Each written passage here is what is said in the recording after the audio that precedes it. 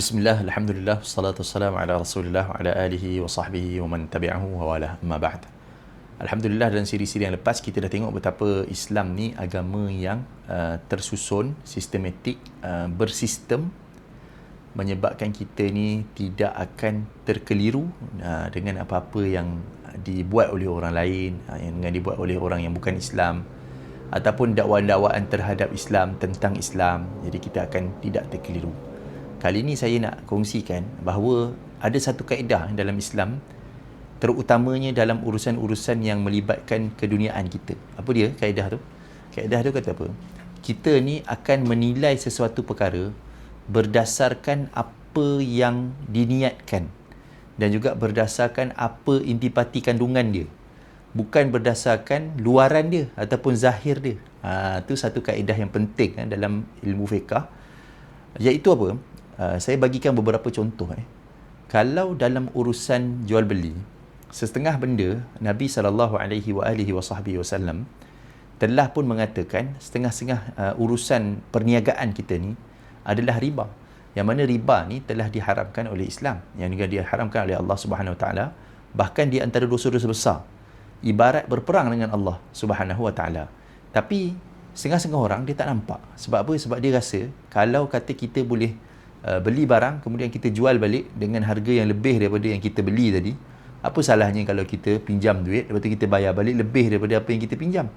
Jadi dia nampak jual beli dan juga riba tu ada persamaan, iaitu ada lebih. Jadi dalam Al-Quran pun Allah Subhanahu Wa Taala kata, ada setengah-setengah orang dia kata apa? Innamal bai'u mithlu riba wa ahallallahu al-bai'a wa harrama riba. Ada orang tu dia kata jual beli ni sama lah macam riba. Tapi Allah kata apa? Allah Subhanahu Wa Taala menghalalkan jual beli, tapi Allah SWT mengharamkan riba. Jadi setengah-setengah orang dia menukar istilah ataupun dia menggunakan istilah yang lain, menyebabkan orang ingat itu bukan riba, tapi sebenarnya dia adalah riba. Dalam dunia sekarang ni banyaklah istilah-istilahnya. Contohnya macam dia pakai istilah bunga, istilah faedah, tapi semuanya kalau kita tengok dalam Islam, kaedahnya apa? Kita akan lihat kepada intipati kandungan dia. Kita tak tengok nama dia. Dia letaklah nama-nama yang indah-indah kan.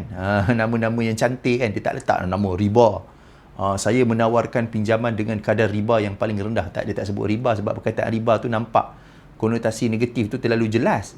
Jadi dia akan gunakan istilah-istilah yang cantik, dia pandang indah kan. Nampak, oh faedah. Macam ada faedah pula dah kan. Padahal tak ada faedah. Tapi nak kata macam mana? Islam dia buat macam mana? Apakah hukum benda-benda macam ni? Dia tengok kepada intipati kandungan dia. Bukan tengok kepada nama dia.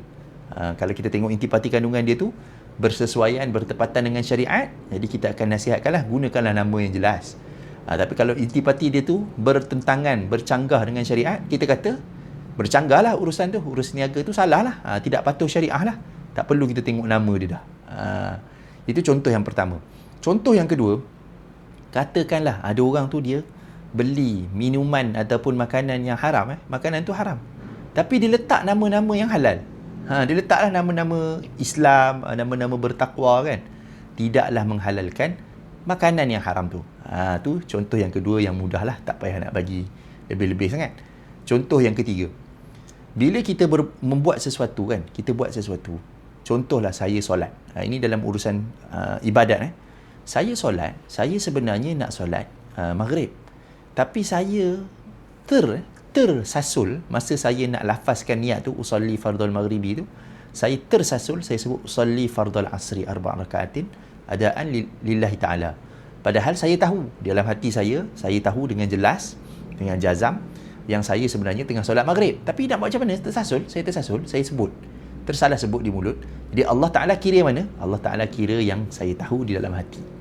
Walaupun kawan sebelah saya kata, tadi saya dengar tadi awak semayang tadi, awak baca masa lafaz niat tu awak sebut usolli fardhu asri. Tapi yang mana yang Allah SWT kira, yang mana yang sah ke tak sah? Jawapannya sah. Sebab saya tahu saya sebenarnya tengah solat maghrib. Itulah dia, agama Islam ni dia meletakkan isi kandungan tu lebih penting daripada luaran.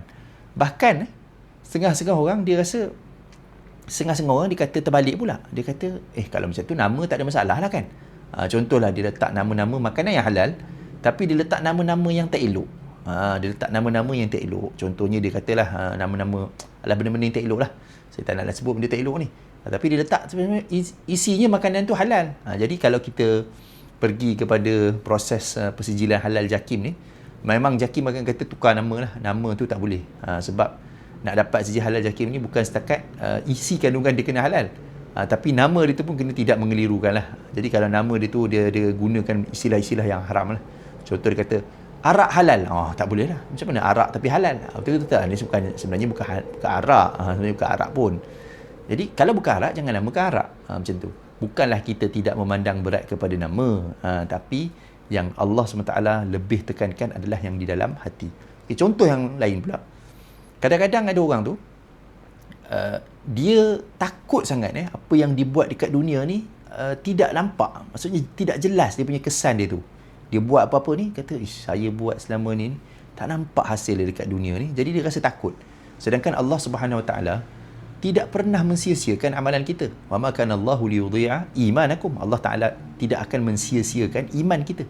Dalam tafsir disebutkan iman ni maksudnya solat. Solat Nabi SAW dan juga sahabat-sahabat sebelum mereka berhijrah ke Madinah, sebelum mereka diubah kiblat mereka menghadap daripada Baitul Maqdis di Palestin kepada Baitullahil Haram di Kaabah di Mekah. Sebelum tu ramai orang-orang Yahudi dia kata, habis sebelum ni solat sebelum ni tak sah lah ya. Allah SWT tidak akan mensia-siakan amalan yang kita buat tu dengan kepercayaan kita, dengan keimanan kita. Kalau saya buat sesuatu amalan tidak nampak kesan dia dekat dunia, tapi jangan kita takut. Sebab apa? Sebab Allah Subhanahu Wa Taala tidak pernah mensia-siakan amalan tu. Kita tahu kita buat tu dengan niat yang betul. Allah lebih tahu apa yang kita buat tu dengan niat yang betul. Mungkin kita di dunia ni, mungkinlah kita disalah fahami, mungkin kita disalah arti, mungkin kita dikecam. Tapi di hari akhirat nanti Allah SWT lebih tahu apa sebenarnya tujuan kita buat benda tu.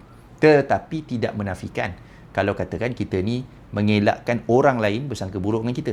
Nabi SAW pernah pada satu malam tu Nabi tengah bercakap dengan isterinya. Nabi tengah cakap dengan isteri dia. Tapi malam gelap kan. Sahabat-sahabat nampak Nabi ni kenal lah. Tapi bila tengok Nabi tengah cakap dengan perempuan mana kan? Tak nampak. Sebab apa? Sebab berhijab. Perempuan ni berhijab. Tak nampak perempuan tu siapa. Jadi ada sahabat yang nampak Nabi. Dua orang sahabat tu dia nampak Nabi bersembang dengan perempuan tengah-tengah malam, gelap-gelap. Dia pun jalan laju-laju. Dia macam tak nak bagi Nabi rasa awkward lah kan. Tapi Nabi SAW kata apa? Tenang. Ala rislikuma. Bertenang. Ini adalah isteri saya. Nabi pun sebut nama isteri dia. Jadi daripada hadis ni, para ulama tunjukkan bahawa kita juga nak mengelakkan. Kita juga dituntut untuk mengelakkan orang lain salah faham dengan kita. Kita tak boleh lah kata macam, biarlah dia salah faham, dosa lah dia kan. Allah Ta'ala tahu aku buat ni betul. Tak boleh. Kita tak boleh buat benda yang menyebabkan salah faham orang lain.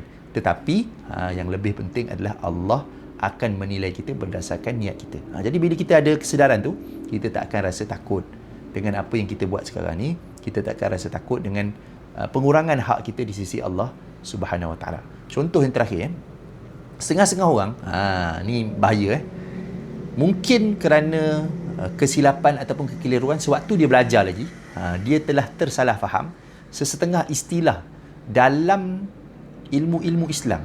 Ada setengah-setengah istilah tu tidak tepat ataupun kurang tepat ataupun salah. Istilah tu salah. Lepas tu dia balik ke Malaysia ataupun dia pergi ke masyarakat dan dia mengajar istilah yang salah tu. Menyebabkan masyarakat pun ramailah yang tersalah guna istilah tu. Bila ahlinya yang di dalam pakar-pakar bidang ni dia tahu, salah ni, istilah tu tak betul ni. Salah istilah tu. Tapi telah ramai follower, pengikut yang telah ikut ustaz atau ustazah yang mengajar tu, menyebabkan salah apa yang digunakan istilah tu.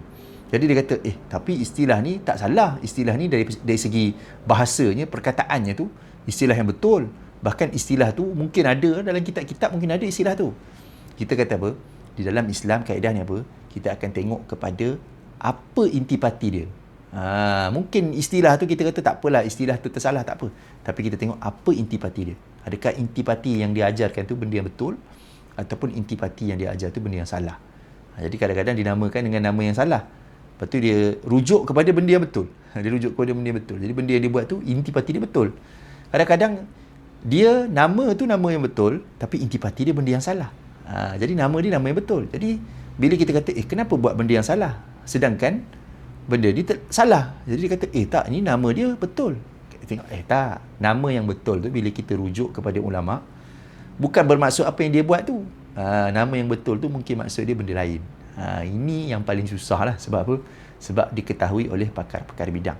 Saya bagi contoh satu lah dalam ilmu tajwid. Dalam ilmu tajwid ni dia kadang-kadang ada juga istilah-istilah yang ada dalam ilmu bahasa Arab. Tapi biasanya tak adalah. Ilmu tajwid adalah ilmu yang berasingan daripada ilmu bahasa Arab. Setengah-setengah orang dia belajar bahasa Arab dan dia tercampur adukkan istilah bahasa Arab tu dalam ilmu tajwid. Sebagai contoh, bila kita baca tanwin, tanwin bertemu dengan hamzah wasal. Tanwin bertemu dengan huruf yang mati. Akan dihidupkan tanwin tu dan dibariskan kepada baris bawah. Tanwin ni maksudnya apa? An, in, un. Huruf N kat belakang tu, an, in, un. Ada N kat belakang kan? Jadi N tu akan dibariskan ke baris bawah bila bertemu dengan huruf mati selepas dia. Contohnya macam surah Al-Jumu'ah, lahwanin faddu. Lahwanin faddu. Lahwan infaddu. Sepatutnya lahwan infaddu. Tapi lahwan tu, dia punya N ni mati tu, N tu, huruf nun mati tu, dihidupkan dan dibariskan bawah. Lahwanin faddu. Itu namanya apa? Itu namanya iltiqa'us sakinain. Itulah nama iltiqa'us sakinain. Bertemu dua huruf yang mati.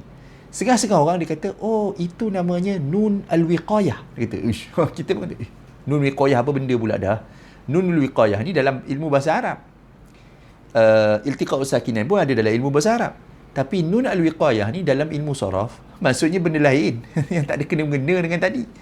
Tapi dia gunakan istilah yang salah. Kita kata tak apalah, yang penting iti pati kandungan tu, benda yang dia ajar tu tajwid tu tajwid yang betul lah. Cumanya istilah tu istilah salah. Kita kata istilah tu salah istilah. Kita tidaklah bergaduh dengan sebabkan istilah tu ataupun nama. Yang penting adalah isi dia adalah isi yang betul. Jadi sebagai penutup untuk sesi yang kali ini, bila kita melihat sesuatu orang yang menjenamakan, zaman sekarang ni zaman-zaman produk ni kan, dia menjenamakan produk tu dengan nama-nama ataupun jenama-jenama yang Islamik, bukan bererti produk itu adalah patuh syariah sebenarnya. Kita kena tengok kepada isi kandungan dia, isi kandungan produk tu, adakah produk tu sebenarnya mematuhi garis panduan yang ditetapkan oleh syarak ataupun tidak mematuhi garis panduan yang ditetapkan oleh syarak. Jadi Islam, dia tidak melihat pada label, dia tidak melihat pada nama, tapi dia melihat pada isi kandungan dia, walaupun tidak menafikan kelebihan ataupun kepentingan nama. Wallahu a'lam.